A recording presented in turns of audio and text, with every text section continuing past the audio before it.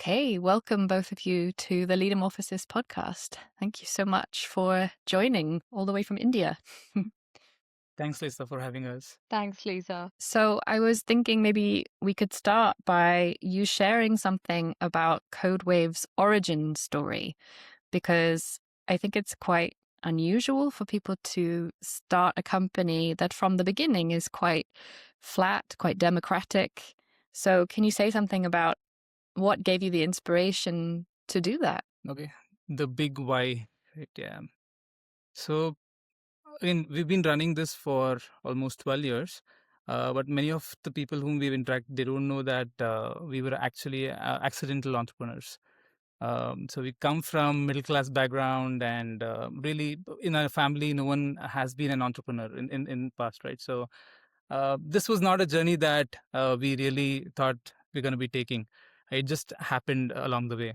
So, in fact, 12 years back, I was this geeky, techie, and playing my PS3 and being an introvert, right? So, I would have really laughed off if someone would have told that I'll be running a company of about 200 people, and especially with zero HRs, right? So, yeah, but here we are. Uh, Prior to Codewave, Vidya and I, we knew each other for almost 3 years. We worked in this travel-based startup, and both of us joined almost the same time. That company was a startup when we joined. It was a team of about 40, 50 people. And I come from a tech background, and Vidya comes from a product background. So, and luckily, we got an opportunity to work with each other for almost all the 3 years. So a lot of work that we did, and things were great when it was a small startup. And I had access to the vision directly. I could interact with the CEO, CTO. I could interact with end customers, or if I'm building internal labs with the end users, how they're using, how whatever I'm doing, how is it really impacting, right? So I had access to all of that, and frankly, it was super empowering, and it was addictive as well, I would say. And The company grew over the period of 3 years from a team of 50 to a team of 200 to 50. They raised further rounds, and naturally, the only way people, not just them, but in general in India, knew how to scale was through hierarchy. And so in some time there was manager, and in a few more months there was manager's manager, and so all of that came in. And in no time, there was also the bad aspects of hierarchy that started creeping in, which is the red tapeism, people showing my work as their work, the politics, and the back bitching and all of that, right? So, frankly, that was more like a turn off, especially when I have seen the other side, the good side of it, where you can really be truly impactful. This side was just kind of a turn off, right? And it was very clear that this is not how I want to spend my time further beyond. I had conversations with the leadership team. They were, they put their hands up saying that, hey, I don't know how else to kind of do this, right? I mean, everyone just does this. So I had basically two options. One is quit that company and find another company, find another job. But more or less, I mean, I have friends everywhere. More or less, the same thing happens across India. So even the so-called flat orgs are really not flat. There are hierarchies in mind, although they're sitting all in one floor. There are different kind of egos and hierarchies that are in play, right? So our second thing was start something on our own. So frankly, at that time, both Vidya and I were having these discussions, and we had this vague idea of how an org could run, right? More like a social network, thriving on autonomy, authenticity of people, and even creativity, bringing your fullest self, and being impactful. So that's how that's the real why. Vidya, you want to add anything? Yeah, just couple of experiences, my experiences from which I learned what not to do as an organization. One of the experience was when I used to post in a group chat within the organization. It's just knowledge sharing or general sharing of ideas. Once I got called by my boss and literally warned for talking too much in the group chat. According to them, they wanted to use the group chat only for anniversaries and birthdays, and not socialize ideas. I felt the employee voice was a bit controlled, and also coming from a design background, like I like being in a space where you have that freedom to express yourself, and not be judged for it. So I kind of wanted to create a place where these things don't happen, and where we are not boxing people into titles and JDs, where these identity narratives start coming, right? I'm a designer, so I can't do this. I'm a developer, so I can't do this. So these limiting narratives don't really help.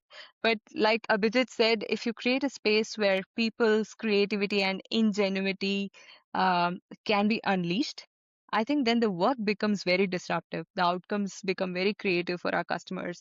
So that's what we wanted to tap into, like tap into the ingenuity and greatness of people. Yeah, thanks for sharing that. I relate so much to, I think the three of us would have been friends if we'd worked together. I think we share a spirit of like wanting to have a voice and shape things. I remember I was a similarly, I wasn't trying to be rebellious employee actually, but it was perceived as sort of rebellious, like, okay, get back in your box, please. So I really love that you had this impulse to create an organization that wouldn't control employee voice and would be more involving from the beginning. And I found it interesting that you did this intuitively, because very often I have guests on the podcast who, they've read Reinventing Organizations by Frederick Laloux, or they came across some example out there that then inspired them. Whereas you went more from intuition, of just like intuitively, we want to create something, we know what we don't want to create, and we have an idea of what we would like to create. And it wasn't until a few years after you'd founded Codewave that someone then pointed out to you, oh, have you heard of Semco, for example? So I thought that was kind of interesting. Yeah, absolutely. In fact, that was relieving. This was, I think, 2017, 2018. That's when we heard about Semco. And frankly, when we heard that there was someone who scaled it, was a big relief. Because frankly, until then, whomever we met, they always, literally laughed off at us, saying that, hey, you guys are cute. Okay, you're 20, you're 30, you're 40. All right. Like, but you can't scale to a 100-member company. You can't scale to a 200, 500-member company. When a lot of people always say, no, you probably, we didn't lose hope. We had each other, thank God. And we've always been, questioning how else, right? And why not this? And that's been the nature of how we've built the org itself. In fact, design thinking is not just for the customers; it's how we build the org itself. That was very, very intuitively, coming to us. And yeah, it was not easy. But we were very clear about, like you said, right? We were very clear about what we don't want to be, because we've seen the other side, and we've seen the things that it brings in, and there are different ways to grow, and we were very clear that's not the way we would want to grow as an org. So transparency, again, trust is a thing that happens, right? You can't expect trust, but when you do things with common sense, bring people together, be transparent about why you're doing what you're doing, or be transparent about how much money you're making, or anything that is happening, right? Naturally, the trust is the next step. It automatically happens, and we've been very keenly observing what's working, what's not working. While we've been experimenters, we've been experimenting. It's been a continuous experiment for the last 12 years, and we've had a lot of failures as well.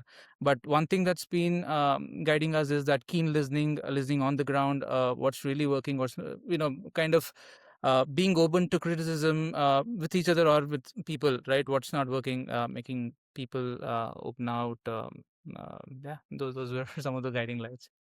Again, Vidya, want to add? Yeah, all good. Yeah, I thought maybe we could talk about scaling then, because I think that's, as you say, a lot of people are skeptical about whether you can scale this. Like, oh, sure, it works for 20, 30 people. And you've managed to scale to, 200 and counting. So what have you learned along the way, and how has the organization evolved? You've evolved some really interesting practices as kind of alternatives to some of the usual hierarchical management practices. So could you say something about how you've been scaling Codewave? Yeah. Um, Again, like I said, I think we started with common sense, right? Like, we did not know the word self management at all when we started. We were just keenly listening, observing, and then kind of building on top. And of course, there's a validation of why you exist. So it is not just the cultural part of it, but also the business side of things. So we were into design led engineering, while so basically, I mean, India was being looked at as this software offshoring giant, and most of the thinking was happening in the West. And we want to change that, and so we want to bring the thinking back. And naturally, the culture of what we had was more empowering, right? We wanted to make sure that people are their natural self, and we strongly believe that influence can happen from anywhere. It doesn't mean that the most experienced person in the room will have the topmost idea. That rarely happens, or I mean, that's a wrong assumption to make. So we've seen the opposite happen. Interns who've just joined in had brilliant ideas, right? So I think it's just a matter of creating that platform, and we were very clear of kind of building that.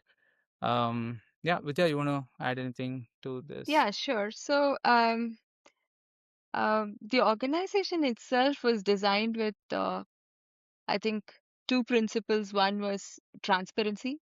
We'll be radically transparent about our financials, who's our customer, where the money is coming from, where is it going, how much money the company is making, and how much of profit is shared with people. So, transparency was very, very core to how we were designing our org.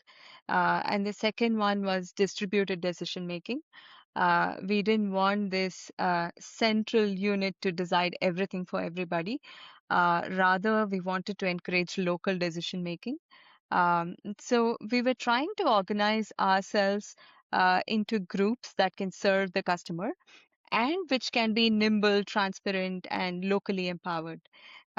So they're all acting autonomously without external instructions or waiting a lot for approval and stuff. So initially, yeah, we were just looking like a social network. You can just imagine like a network of connected human beings.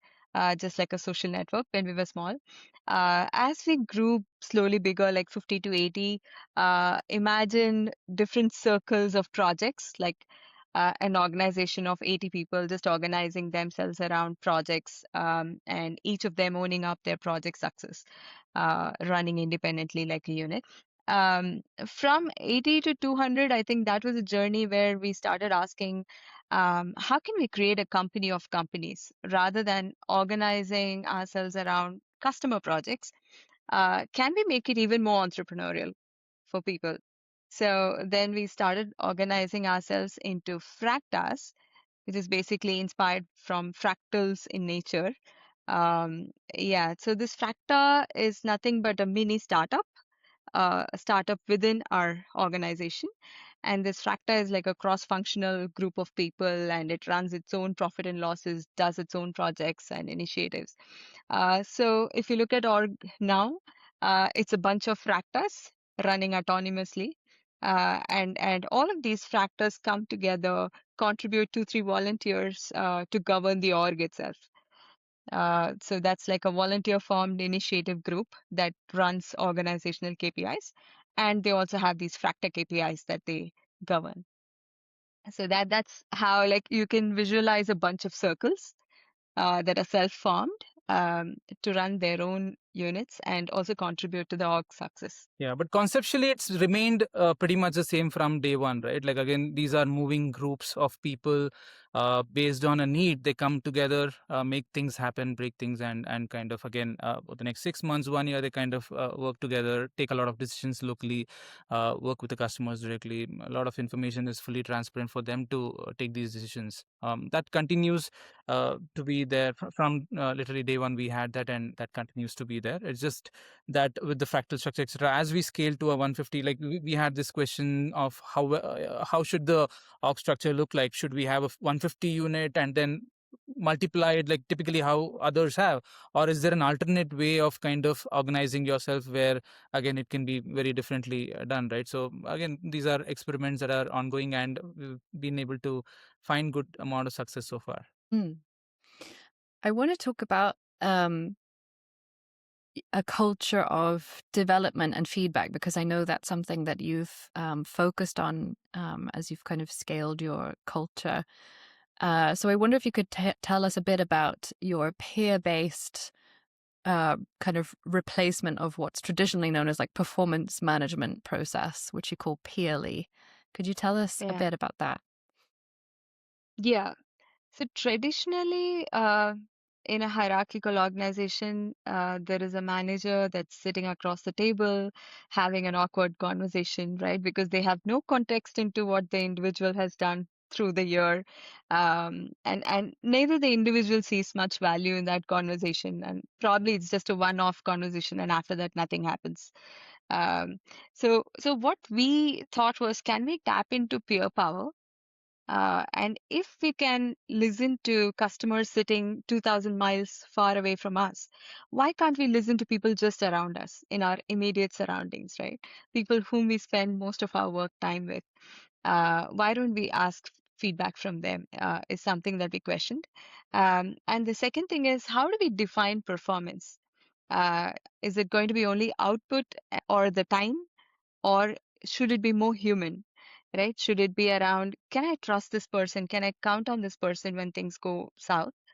Or does this person play as a team? Do they listen? Do they empathize? So some of these parameters as well we included into performance parameters. So I would say 3 out of 5 of our performance parameters are more human. They are subjective. Um, so these are the two things that designed Purely, right? So Purely, as such, it's basically a peer-to-peer feedback system to eliminate bias. And how it works is every 6 months, a fresh panel is elected by people who they want as a Purely panel. And this panel is then mapped a few individuals, like 3 to 4 individuals, for whom they collect feedback for.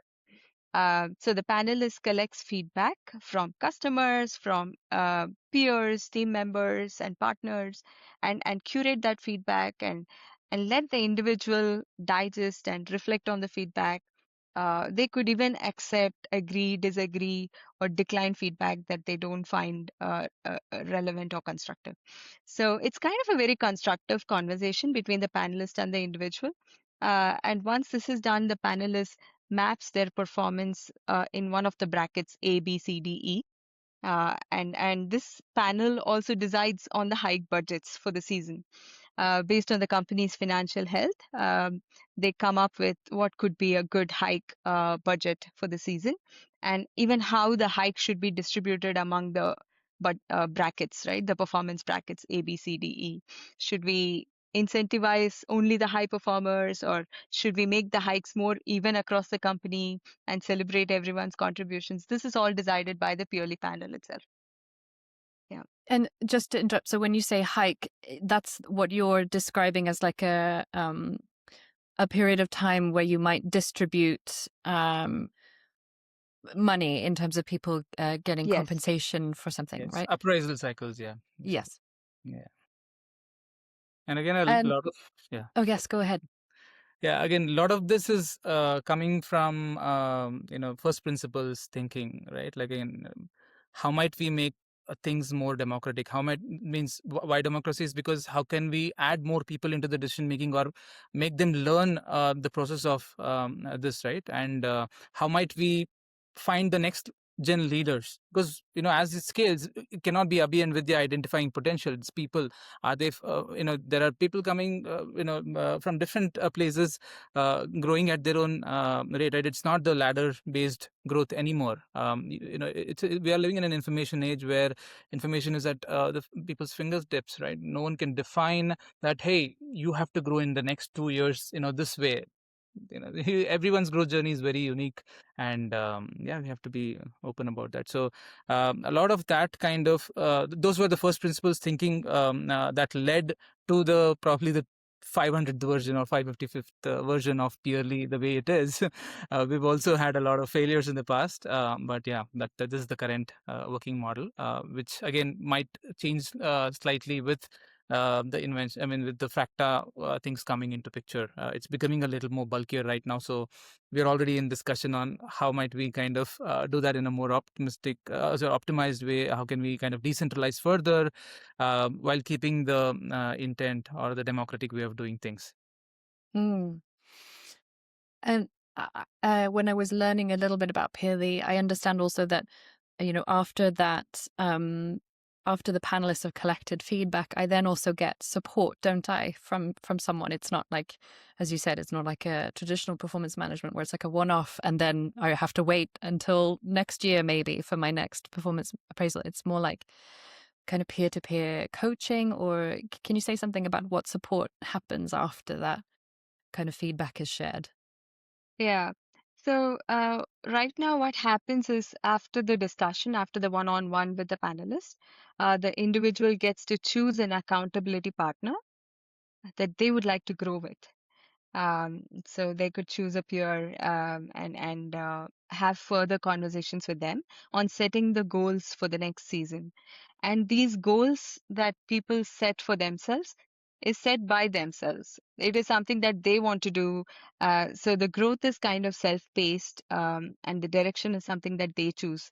They can change roles, they can change projects, they can move around, pick up different roles they want to do. They're free to do that in Codewave. They're not limited by titles or JDs. And again, it's a mix of both personal and professional goals that people have. Like people have aspirations like I want to build a home in the next 3 years. I want to buy a BMW.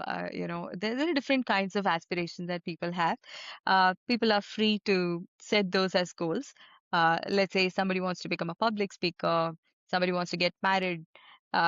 So yeah, there's space to set your own personal and professional goals. So the journey is fulfilling for you. Yeah. And these accountability partners or growth coaches, right? So they basically bring in, if they don't have information on how might I help this person with, for example, someone wants to invest in, learn how to do stock trading and probably earn secondary money along with the regular salary, right? Like, so they can always find someone who can kind of help them with it. It's kind of together they kind of making the main person succeed, right? I mean that's the whole goal, both professionally and personally. That's what we're trying to. Mm. And I imagine, um, given that feedback then becomes quite an important part of your culture, I was reading somewhere that that you at some point realized that your culture had ended up in the ruinous empathy quadrant of the radical candor feedback framework, for those who are familiar with it, which I find is quite common actually in many organizations, but especially kind of decentralized self-managing organizations, that we care about each other. Things like equality are important. And the shadow side of that is that we can all become extremely polite and nice and not feel that confident giving each other, kind of more difficult feedback, which is really needed for us to grow. So I'm curious to hear about what you did when you discovered that you were sort of falling into this ruinous empathy trap, and how have you found ways to move more towards like a radical candor feedback culture? Yeah. So again, the reason why we fell into that ruinous empathy was also the first 3 years we were uh, organically formed team, right? So people referred people, and again we had siblings, we had family members, spouses, we had friends, childhood friends, kind of coming in, and it is a close knit community, right? And in fact, we were calling ourselves family as well, Codewave family. So we fell into that trap at that time, right? And now, of course, always call us as community. And with family, the thing is, you have unlimited, endless tolerance, right? And in a company, you cannot afford to do that. So again, this was, I think, around 2015, where we were tested for the first time. Until then, things were really good. We were going through up, the revenues were growing 100% year on year. Things were good. In fact, we had 3 hikes or 3 performance cycles every year. So that was good, and so we were distributing money continuously as well, right? And suddenly there were some governmental shifts that happened. We were a lot dependent on the Indian market at that point in time, and typically when there are these big changes that happen, the investors wait and watch. They put a hold for the next 6 months, 1 year, right? So in fact, there were two such decisions. 6 months down, there was some other big change that happened, and because of which the demand for one of our roles, I think it was mobile development at that point in time, was becoming low. So we had surplus supply. And yeah, as family, what you think is like, hey, we've had great run in the last 3 years.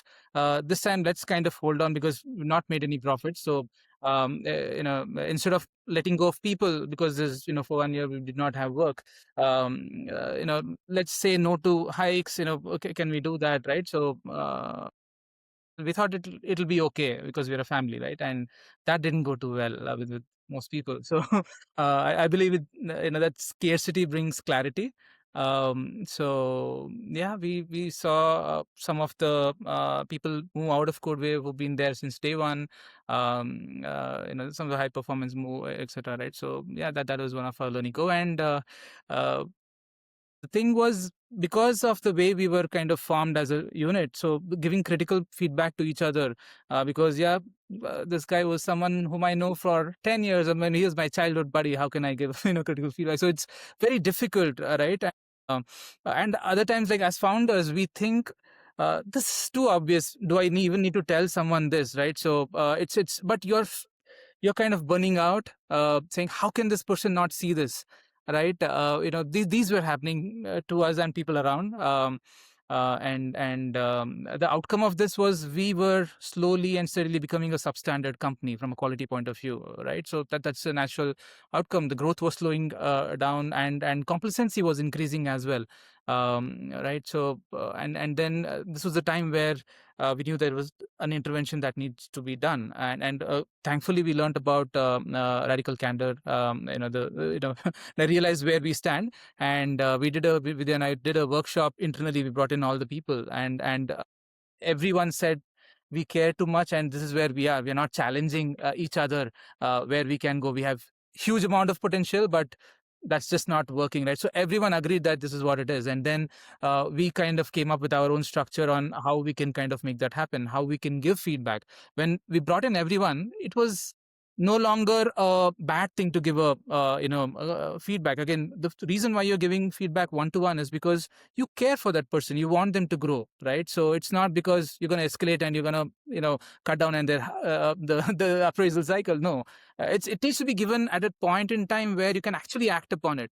More often than not, what happens is people wait for this the D day at the end, right? They begin something, and the person who's getting the feedback is super frustrated. Hey, this happened 6 months ago. Why didn't you not tell me that, right? I'm continuing to do this, right? So this we hear so often. Yeah, so thanks to the coaching internally of this, we kind of had the L1, L2, L3 different ways we can give feedback, how we can give feedback. So we did a lot of role playing. And now, in fact, we do for anyone who's coming in as part of induction. That's a part and parcel, right? And how do we know it's working? When we get those feedbacks ourselves from anyone and everyone, right? So that knows that tells you that I think this is a place where people are not afraid to give feedback, and that naturally growth is a natural next step when this happens. Yeah. In my experience, I think as leaders, we had to learn to be explicit. We had to start communicating explicitly that this is what we are expecting and this is not something that we are expecting. Because as young founders, we ourselves were not comfortable being explicit. When we were small, we used to just assume that, okay, I think they get it. A lot of things we assume is obvious. I think that's an upgrade we ourselves had to do before we teach others or coach others on radical candor. So that's how we got out of the ruinous empathy phase. Like first upgrade ourselves and then do the role plays and then come out of it. Yeah, that's super important. I want to come back to some other lessons you've learned as founders as well. But I wanted to pick up on something that you said, Abhi, about induction, because I know that, I think this is true in any country, as well as it is in India, that that the way that you're working is quite unusual, and it can sound kind of like utopia on paper, but we know that in practice, it's quite challenging. It requires quite a lot of self-awareness and development. So how do you support people to join Codewave, and how do you kind of induct them into this quite unique culture and way of working? So maybe I can take this. Yeah. Firstly, we don't look at degrees uh, because we know individuals can have a fantastic CV on paper, but what matters is a lot of things other than what's on paper. So, firstly, we don't look at just the degrees. We hire for entrepreneurial spirit, and we look for self-awareness. Is this person vigilant enough? Are they listening? And are they able to think about solutions, right? So these are few things we do when hiring itself. And then once somebody comes into the system, they go through a design thinking workshop. So they have to pick up an idea they care about, a problem that they want to solve for the society, and go from idea to prototype. So this is something they do for the first 2 weeks when they are in Codewave. And they do it as a group activity. So they get to learn about people, they get to learn about teams, they get to learn a lot of vocab that we typically use in the design world. Uh, so that's one of the experiences that we create for the new members. Yeah. And again, see, the whatever amount of induction that you do, there will be skepticism, right? Because this is probably not the first company they've joined, and like you said, especially when you talk about the kind of concept that we are talking about, more often than not, people think this is too good to be true. There's no way, something like this is going to happen, But what we've seen is, again, when they go back and see that in action, they see it in and around, and then the belief comes in, right? So in fact, we don't do induction from day one. We want them to absorb a little bit of what's really happening and be curious, like, why is this happening the way it is happening? Right? This is not the norm, right? And why are they sharing so much of information, about the revenues, or even what new project is coming in, who the customer is, or everything is literally out there, right? So I think we typically, like, after 3 or 4 weeks is when we do the induction, so that they've absorbed something.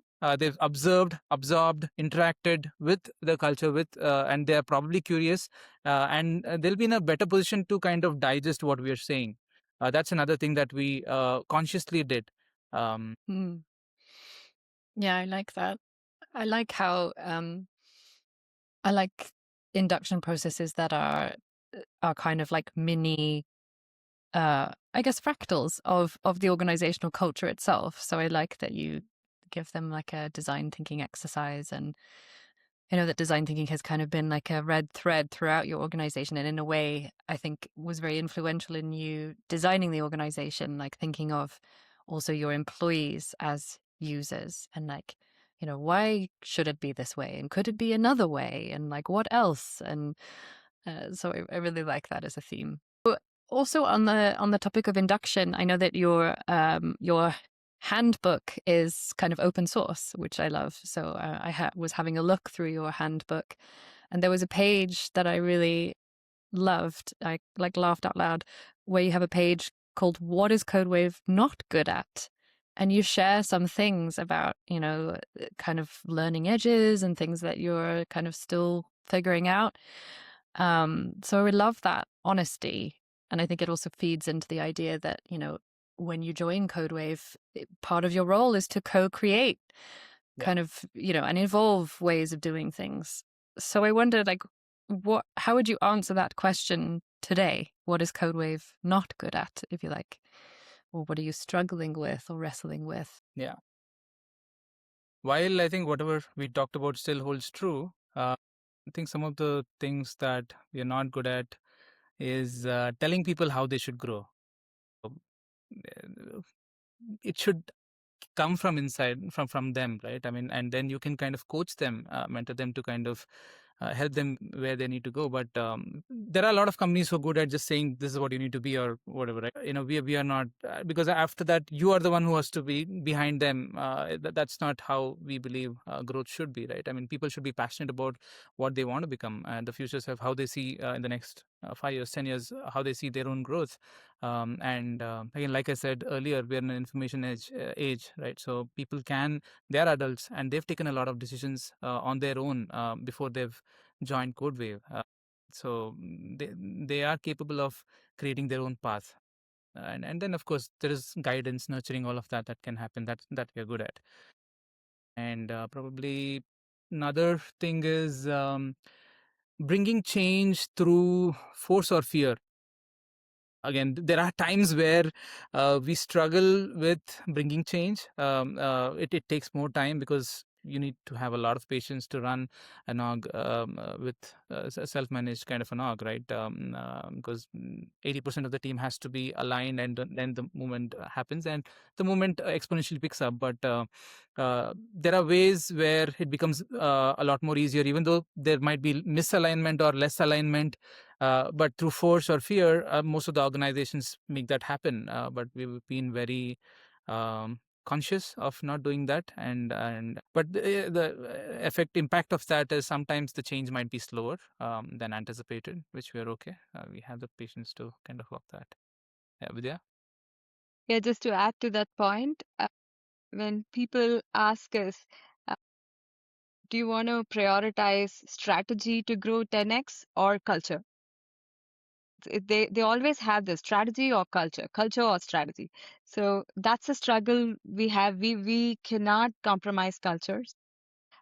We always say that we're going to scale, grow consciously. So which means we're going to say culture and strategy together. So I would say something we're not good at is scaling strategically, growing without culture. That's not something we're naturally good at. And to add to Abhijit's point on helping people grow, uh, our hiring is kind of unconventional, right? So non-conventional. We have people who have run Xerox shops, who are doing design now, who are leading design.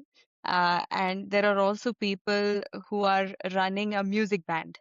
And they have two careers. They pursue music and they also pursue design, right? So I think people are great at creating life paths for themselves. So all we're doing is just nudging and asking questions on what they want to do and how it can help the org. Yeah, I like that. And I suppose that even with, a really good induction process, there will be people who perhaps join Codewave. I know we've experienced this in my organization, Tough, as well, who in the end realize this isn't for me because perhaps I want someone to kind of tell me how I should grow. And that's okay. I think I think in the beginning I was a bit dogmatic, like everyone wants to work in this way.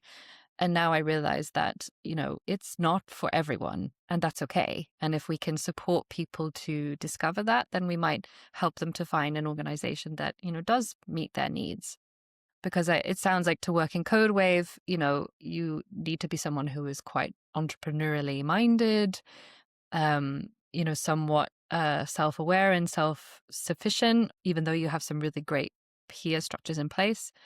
So I think sometimes self-managing organizations are trying to create something that works for everyone, and I think that's just unrealistic. It's better to be honest, I think, and support people as quickly as possible to evaluate, is this for me? Is this a fit or not? And it's difficult to sustain in the peer environment because see, in a hierarchy you have one boss, and sometimes in a peer environment you might have 17 bosses, right? 17 peers, and it's kind of difficult to take feedback, and yeah. So I mean, it's up to one's taste. Mm-hmm. Yeah. Yeah, and I guess in a traditional organization, you have you always have this like second job of looking good. And in a traditional organization, I mainly only need to look good to my manager. And if they Yeah. like me and they think I look good, then, I can succeed. Whereas here it's like you're more exposed in a way because you have multiple peers that you're Yeah. working with who are all sort of evaluating you, so it's sort of harder to escape from getting feedback. And again, Yeah. that's not for everyone. A couple of times you've mentioned failures. So I'd love to hear, if you're willing to share some kind of unvarnished truths of like what are mistakes you made along the way, or is there anything that you, looking back, could have done differently? Um, yeah. Okay, let me get started, and Vidhya can join in. I think I talked earlier about the concept of family versus community. So that was one mistake I would say. Which kind of we would definitely avoid when further if we make another company. Right, and second, I think I also mentioned about peerly, right, and the iteration that it goes through. Mm. There was a point where we thought, hey, best way to remove biases is bring in technology, right? I mean, we are in the we are building technology for all our customers, and why can't we just build a tech app where people can just rate and review, right? And yeah, it is just going to be easy. But yeah, what we realized is it's not that easy, especially when people know each other, and they know that this feedback could be connected to a hike cycle, which is your appraisal cycle. No one wants to look bad, right? And especially when it's transparent, it could. We originally, had no options of anonymity, right? So there were places where the system was gamed. Because it was tech only, right? I mean, there was no one. People were not. Originally, it was completely people. Then it was completely technology, and then now we have technology kind of coming in where it can add value. For example, the journey that you've gone through for the last 6 months, the appreciations that you've gotten, the kind of work that you've done, the kind of complexity that you have done. I mean, of course, you can do your self assessment, but this AI system can definitely aid in terms of giving you that dump or summary, right? While this information is available, the decision is not done by a system. This needs to be taken in and digested by a peer who's a good listener, right? Who's an empath. That's someone earlier Vidya mentioned about democratically. This person is elected by people who feel that this guy is a good listener, or this girl is, she's a good listener, right? So they kind of bring in such people, and then they have to extract these stories. Hey, why was there a dip? Did that person go through a personal issue? Is there a way we can support this individual? So there are so many things that we miss as a team, as a company, if we don't listen to these smaller bits. And that's one of the big realizations. Technology can be an enabler, right? It cannot replace.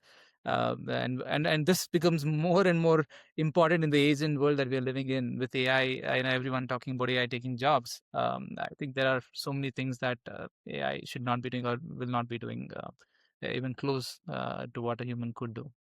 Mm.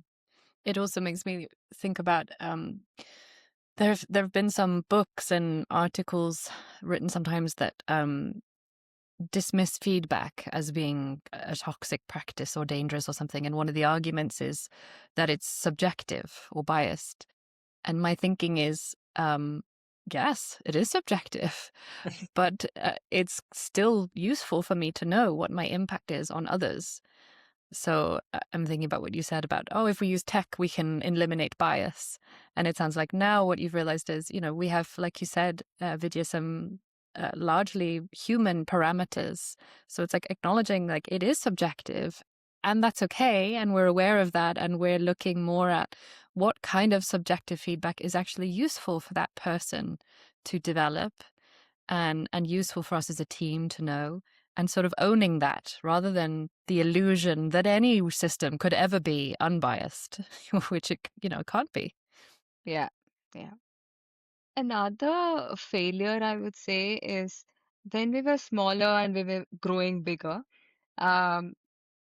we had this, as founders, we had this perfectionism, right? Like something can't be shipped to the customer until it's perfect to the last T, perfect to the last pixel. So that kind of, so what happens is we take a lot of control on the outcomes and we burn out, and that's not a good experience for the employee because they're not feeling empowered either. So we didn't know as founders how to create an alternative control and how to be okay with something mediocre being shipped, right? So why not we let those embarrassments happen? There's this fear that you have to look good with every delivery, every shipment. Otherwise, the customer scores are going to go low. So that is a fear we had to outgrow so the company could scale. That's interesting, and that leads me to my next question, I think, which is, the two of you as founders, in many ways, whenever I've spoken to founders on this podcast, it's kind of a vulnerable role to have in the journey of creating and developing an organization like this. So I would love to hear from each of you maybe some painful learning moments along the way, and also some things that you're proud of that you feel that you've developed. I think one of the biggest learnings for me was learning to say no.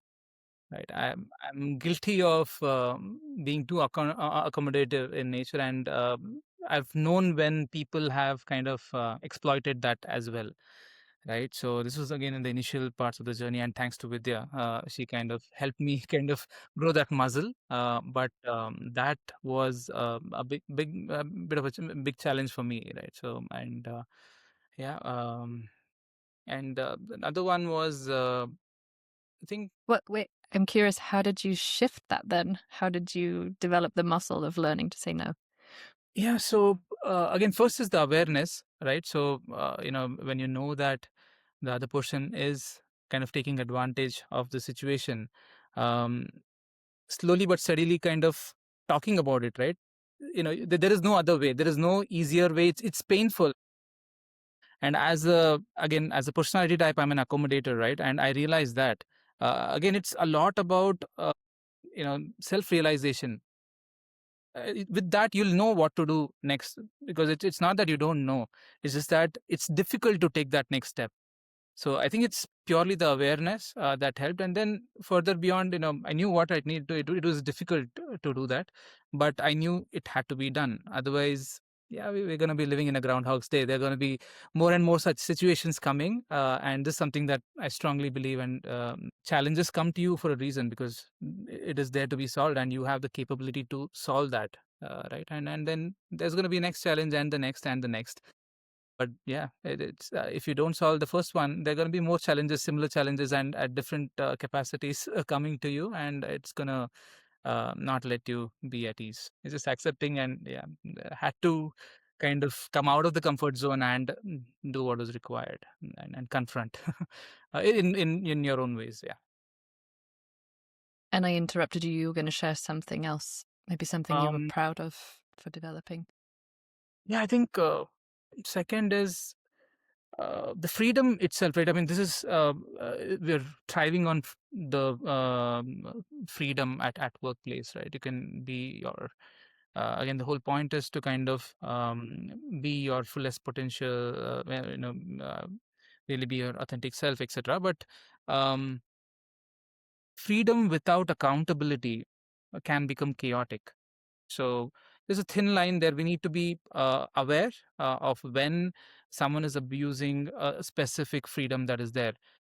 Again, most companies are built on the worst case scenarios that maybe 2% or 5% of the people exploit those, and the people who are genuinely caring for the company, they also have to go through that, right? Like, for example, spending $50 on something that is going to improve their morale of people. They should be able to take these decisions when they know that they have generated, let's say, $10,000 profit. There's nothing, right? Those kind of uh, most companies, you have so many levels of hierarchy giving approval, even all of that created.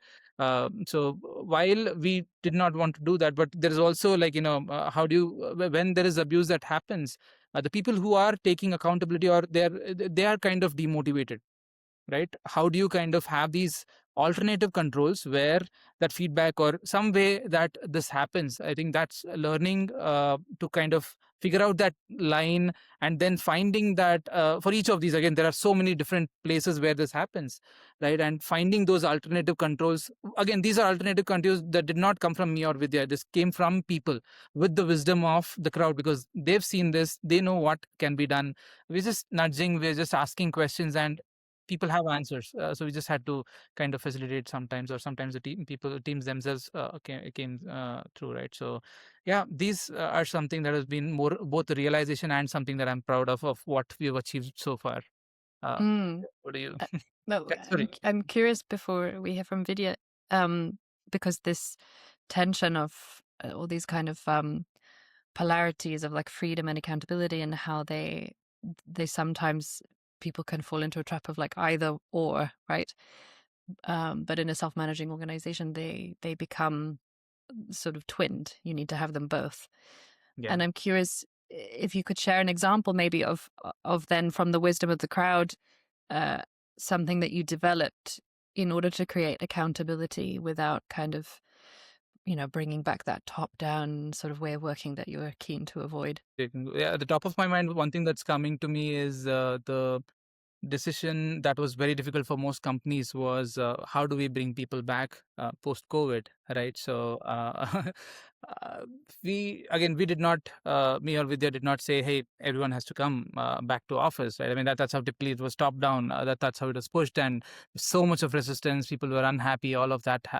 Typically, that's what the news that we heard, right? But in Codewave, we did it differently. We brought in people from every department. We kind of made it open. Anyone who wanted to volunteer to kind of create this policy are open to come in and join, right? So we had a lot of people coming in from various departments of Fractas coming in to this, and we asked the question, why should we even come back to office, right?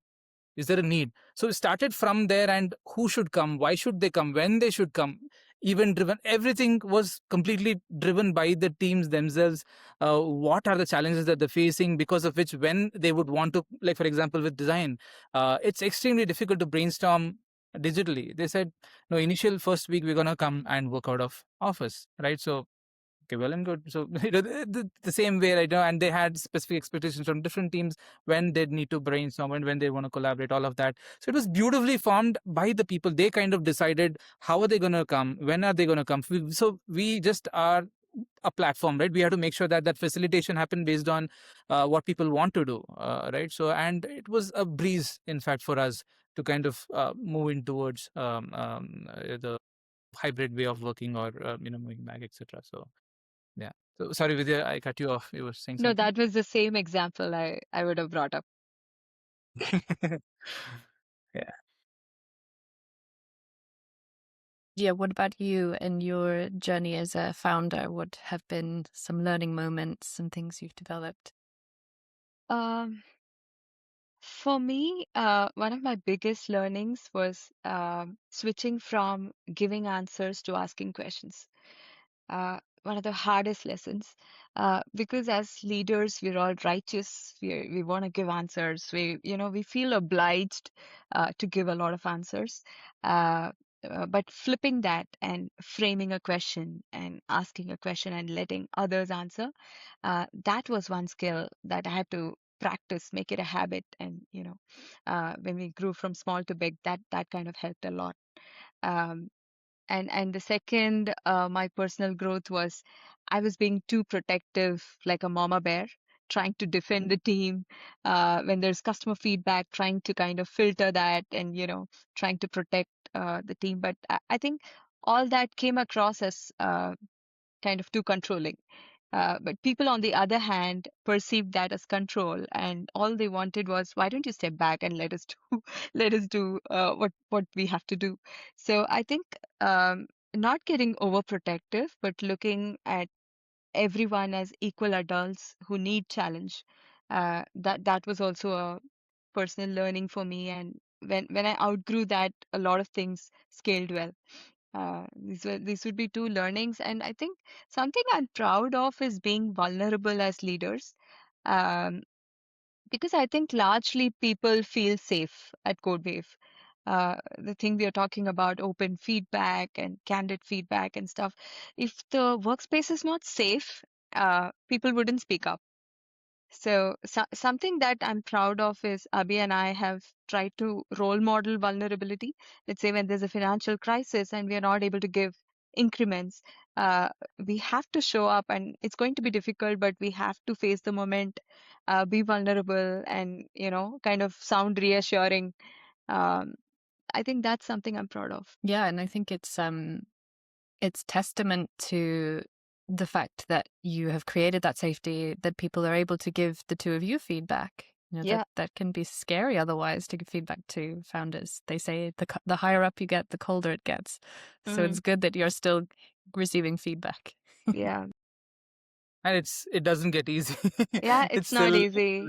It's public flag. yeah. Yeah, Wow. yeah. But again, it's a great opportunity for making people realize your side of the story, right? Otherwise, people assume, and it's natural to assume. We've done that as well, right? So there's no us versus them. It's like we're Mm. together kind of on this journey. And yeah, main question is, can you be nice and still win? So that's something that we're trying out. And yeah. Instead of becoming like really like hardcore founders skill at whatever cost. Who's he to kind of give? He doesn't deserve my response, right? Like that's what. Mm.